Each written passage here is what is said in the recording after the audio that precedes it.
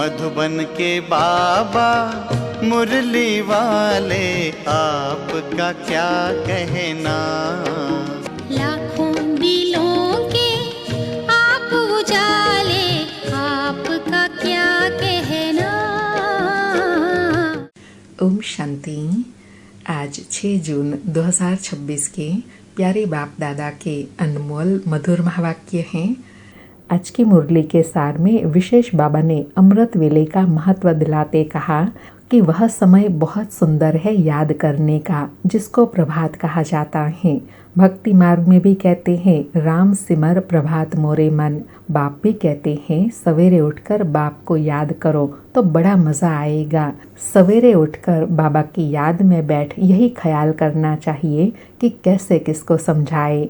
अमृत वेले का वायुमंडल बहुत शुद्ध रहता है। बाबा कहे यूं तो दिन में भी याद कर सकते हैं, धंधे में भल रहो, बुद्धि का योग एक बाबा के साथ हो। बाबा कहे जैसे देखो जिस देवता का पुजारी जो होगा वह दिन में उनको याद करता रहता है, ऐसे बाबा कहे तुमको भी एकांत में भी याद में बैठना है और चलते फिरते भी याद में रहने का अभ्यास करना है।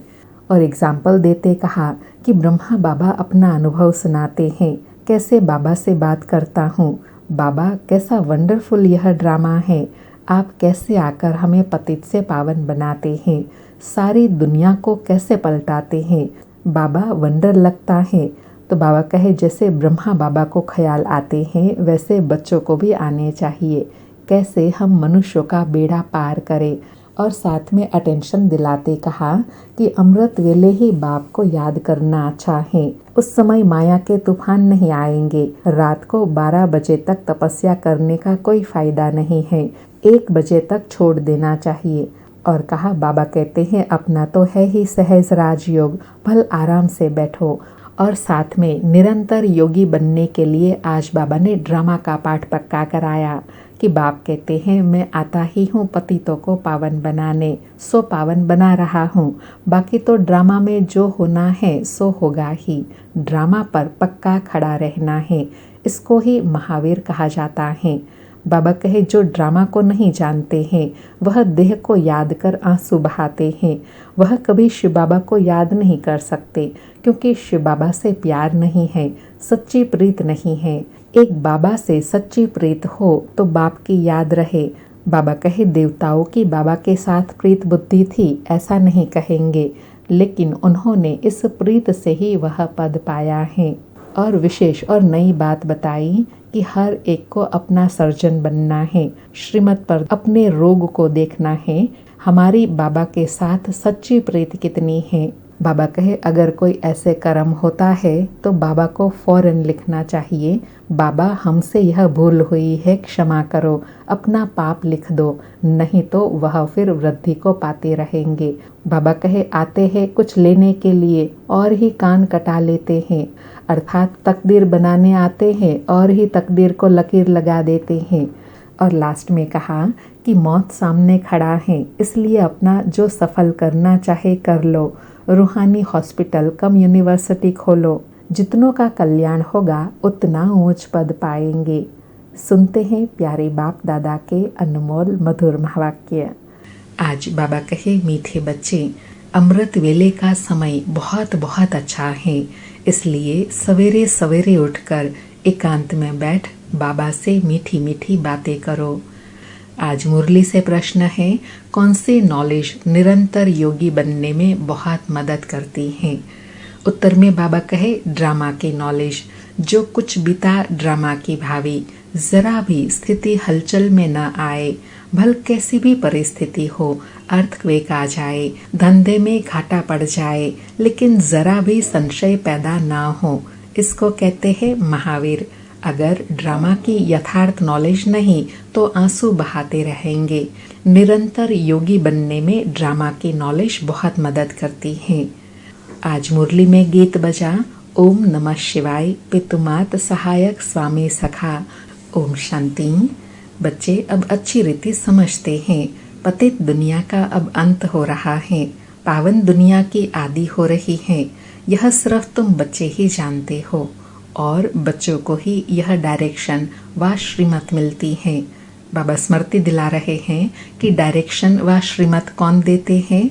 ऊंच ते ऊंच भगवान समझाते रहते हैं कि पतित से पावन बनना है। यह नॉलेज तुम्हारे लिए है और तो सब पतित हैं।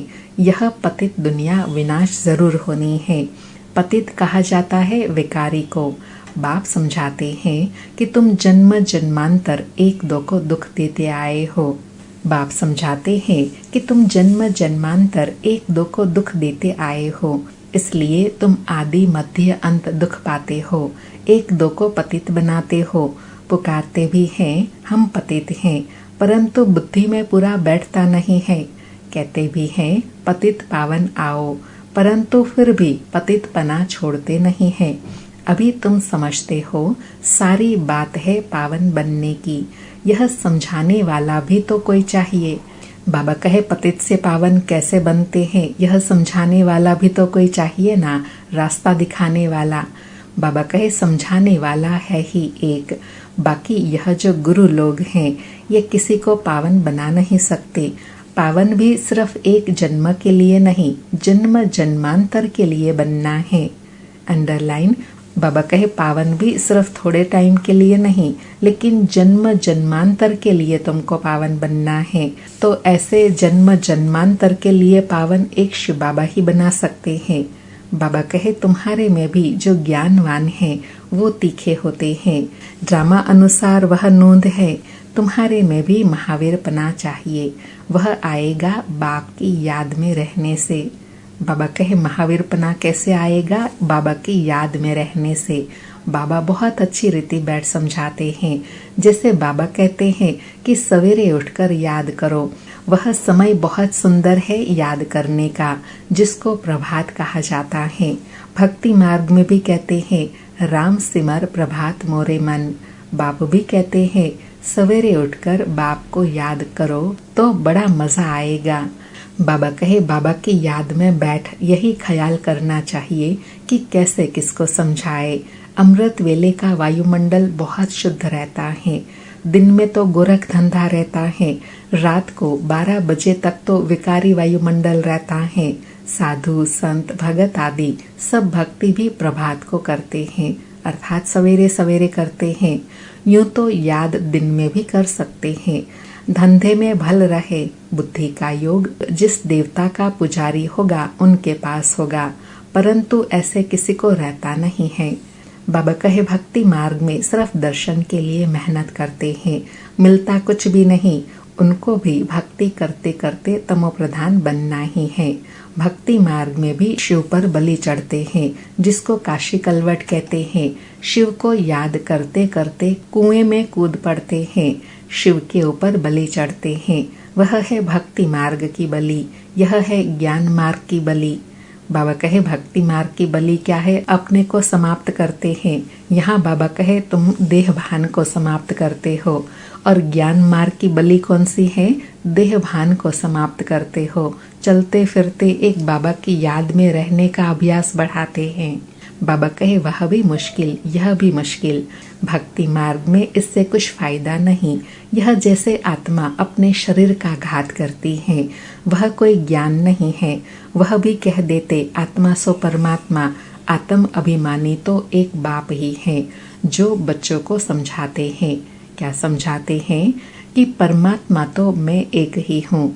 हम आत्मा सो परमात्मा कहना यह बड़े से बड़ी झूठ है। यह तो हो नहीं सकता। बाप कहते हैं मैं आता ही पतितों को पावन बनाने, सो पावन बना रहा हूँ। बाकी तो ड्रामा में जो होना है सो होगा ही। समझो अर्थक्वेक होती है, छत गिर जाती है, कहेंगे भावी कल्प पहले भी ऐसे हुआ था। इसमें जरा भी हिलने की दरकार नहीं। ड्रामा पर पक्का खड़ा रहना है। इसको ही महावीर कहा जाता है। बाबा कहे महावीर किसको कहा जाता है? जो कैसे भी जीवन में परिस्थिति आए, बातें आए, अनहोनी हो जाए, लेकिन उसमें भी अवस्था अचल अडोल बनी रहे, उसको कहेंगे महावीर। कोई भी बात में संशय न आए। बाबा कहे एक्सीडेंट आदि तो ढेर के ढेर होते रहते हैं, फिर किसकी रक्षा करते हैं क्या? यह तो ड्रामा में नोंद है। ऐसा ही ड्रामा में पार्ट है। जो ड्रामा को नहीं जानते वह देह को याद कर आंसू बहाते हैं। वह कभी शिव बाबा को याद नहीं कर सकते, क्योंकि शिव बाबा से प्यार नहीं है, सच्ची प्रीत नहीं है। बाप के साथ तो पूरी प्रीत होनी चाहिए। शिव बाबा के साथ प्रीत बुद्धि तुम कल्प कल्प बनते हो। देवताओं की बाप के साथ प्रीत बुद्धि थी ऐसे नहीं कहेंगे। उन्होंने इस प्रीत से वह पद पाया है। बाबा कहे प्रीत है ऐसा नहीं कहेंगे, लेकिन प्राप्ति प्रीत से ही हुई है ऐसा कहेंगे। बाबा कहे वहाँ सतयुग में मालूम भी नहीं रहेगा, सारे कल्प में तुमको शिव बाबा का पता ही नहीं रहता जो प्रीत रख सको। अभी बाप ने अपना परिचय दिया है। बाबा कहे प्रीत भी तभी होना जब परिचय मिले, तो परिचय तो अभी मिलता है, तो यथार्थ प्रीत भी अभी रहती है। बाबा कहे अब बाप कहते हैं और संग तोड़ मुझ एक साथ जोड़ो। यह विनाश काल तो जरूर है, यह भी तुम बच्चे जानते हो। मनुष्य तो बिल्कुल घोर अंधियारे में है, तुम अभी समझते हो। क्या समझते हैं? हमको तो बाप से पूरा वर्षा लेना है। याद बिगर सतो प्रधान नहीं बन सकेंगे। सर्जन बन अपने रोग को देखना है। आज बाबा ने कहा अपना ही सर्जन बन अपने रोगों को देखना है, अर्थात अपनी कमी कमजोरियों को देखना है। बाबा कहे श्रीमत पर देखना है कि हमारी बाप के साथ कितनी प्रीत है। अमृत वेले ही बाप को याद करना अच्छा है। प्रभात का समय बहुत अच्छा है, उस समय माया के तूफान नहीं आएंगे। रात को 12 बजे तक तपस्या करने का कोई फायदा नहीं, क्योंकि टाइम ही गंदा होता है, वायुमंडल खराब रहता है, तो 1 बजे तक छोड़ देना चाहिए। 1 के बाद वायुमंडल अच्छा रहता है। बाप कहते हैं अपना तो है ही सहज राजयोग, भल आराम से बैठो। बाबा ब्रह्मा अपना अनुभव भी सुनाते हैं, कैसे बाबा से बात करता हूँ। बाबा कैसा वंडरफुल ड्रामा है, आप कैसे आकर पतित से पावन बनाते हैं, सारी दुनिया को कैसे पलटाते हैं, बड़ा वंडर है। बाबा एग्जाम्पल देकर समझा रहे हैं कि ब्रह्मा बाबा भी ऐसे बाबा से रूह रिहान करते हैं, तो बच्चों को भी ऐसे बाबा से मीठी मीठी रूह रिहान करनी है। बाबा कहे जैसे बाप को ख्याल आता है वैसे बच्चों को भी आने चाहिए। कैसे मनुष्यों का बेड़ा पार करे अथवा कैसे नैया पार करे। बाप कहते हैं तुम पुकारते रहते हो, हे पतित पावन आओ, अब मैं आया हूँ, अब तुम पतित न बनो। पतित होकर सभा में आकर नहीं बैठो, नहीं तो वायुमंडल अशुद्ध कर देते हो। बाबा को मालूम तो पड़ता है। बाबा कहे अवस्था से मालूम तो पड़ता है ना, दृष्टि से भी मालूम पड़ जाता है। बाबा कहे दिल्ली में, बॉम्बे में ऐसे विकार में जाने वाले आकर बैठ जाते थे। गाया हुआ है असुर आकर विघ्न डालने बैठते थे। विकार में जाने वालों को असुर कहा जाता है, वायुमंडल को खराब करते हैं, उनके लिए तो सजा बहुत कड़ी है। बाबा समझाते तो सभी बातें हैं, फिर भी अपना घाटा करने के सिवाय रहते नहीं, झूठ भी बोलते हैं। बाबा कहे झूठ बोलते हैं या छुपाते हैं तो अपना ही नुकसान करते हैं। बाबा कहे नहीं तो फौरन तुरंत लिख देना चाहिए, बाबा हमसे यह भूल हुई है, क्षमा करना। अपना पाप लिख दो, नहीं तो वृद्धि को पाते रहेंगे और रसातल में चले जाएंगे। आते हैं कुछ लेने लिए और ही कान कटा लेते हैं, अर्थात आते हैं ऊंच प्राप्ति करने के लिए और ही घाटा कर देते हैं। बाबा कहे यह भी ड्रामा में पार्ट है।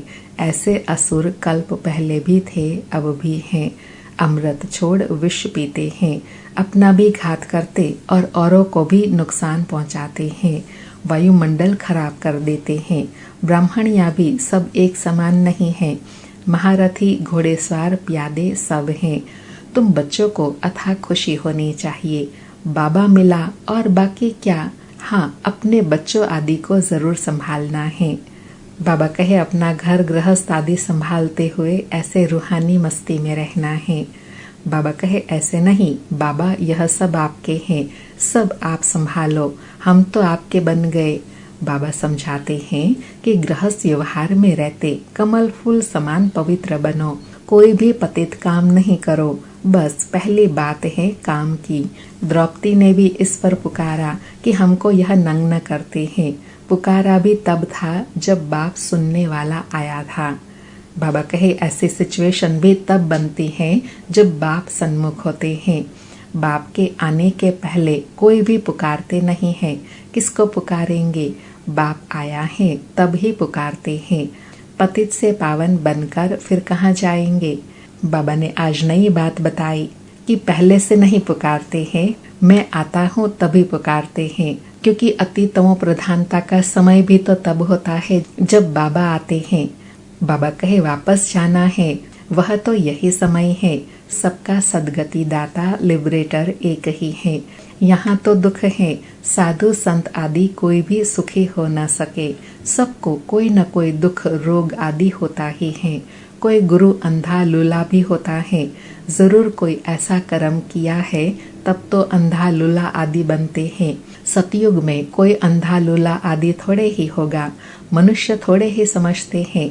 बाप ही आकर समझाते हैं। बाप ही ज्ञान का सागर पतित पावन है। बाकी तो सब है भक्ति। वह भक्ति मार्ग ही अलग है। वह है सीढ़ी उतरने का मार्ग।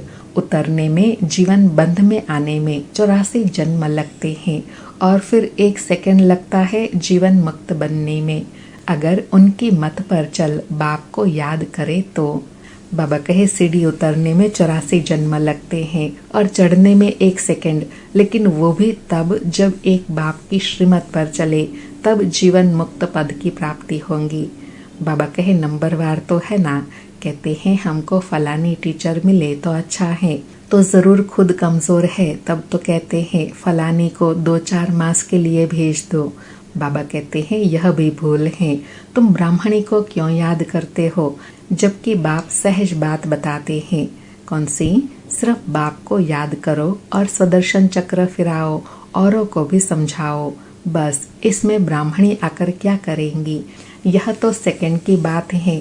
तुम धंधा धोरी आदि में भूल जाते हो, फिर भी ब्राह्मणी यही कहेंगी मन मना भव। कई बुद्धू लोग समझते नहीं हैं, सिर्फ कहते हैं ब्राह्मणी अच्छी चाहिए। ज्ञान तो तुमको मिला है ना। बाबा कहे ज्ञान तो मिला है ना, तो उस अनुसार चलते रहना है। बाप और वर्षे को याद करो, देह अभिमान को छोड़ो।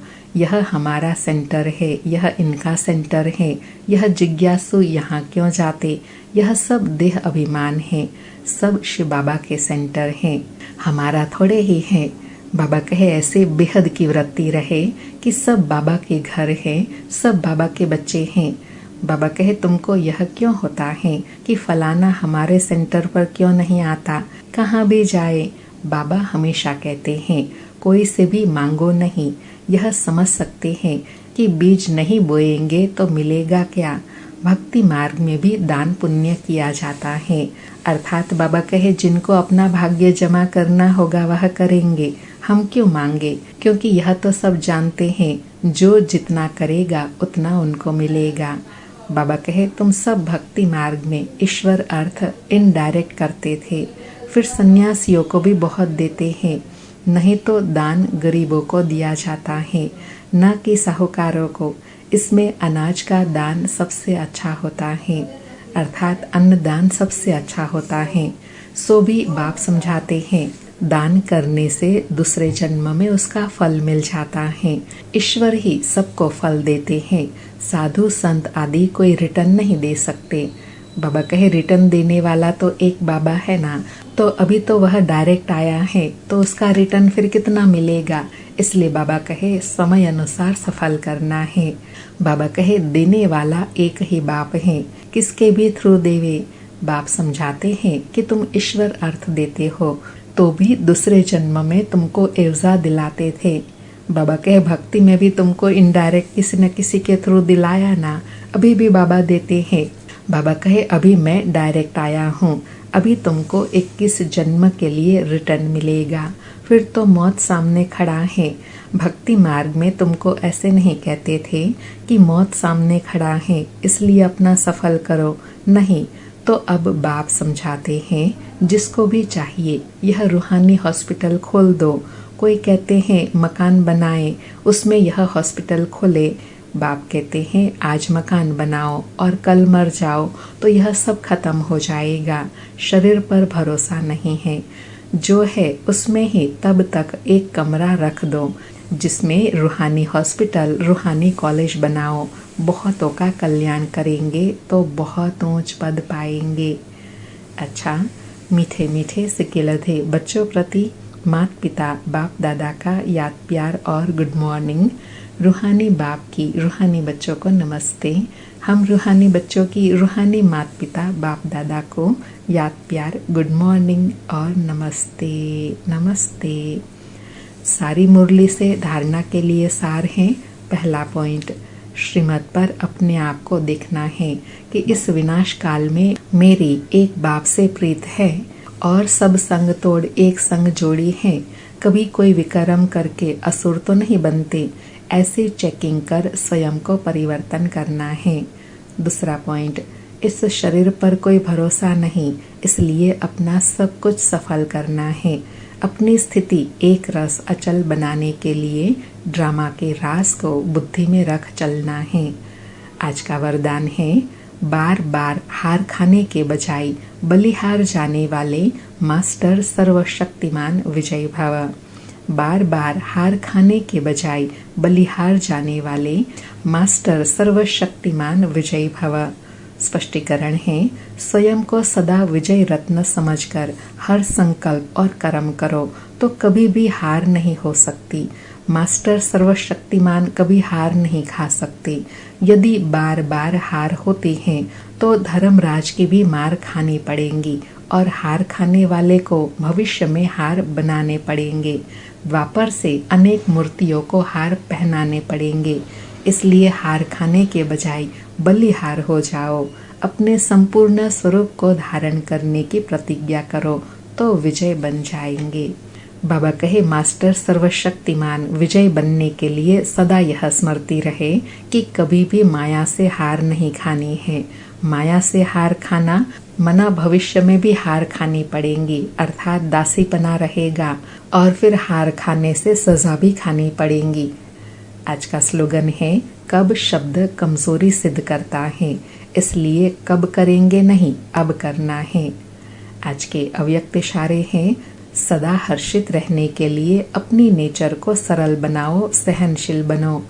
आज सदा हर्षित रहने के लिए कहा कि इस बेहद की स्टेज पर मैं खिलाड़ी हूँ। यह खिलाड़ी की स्टेज सदा हर्षित मुख रहने का अनुभव कराती है।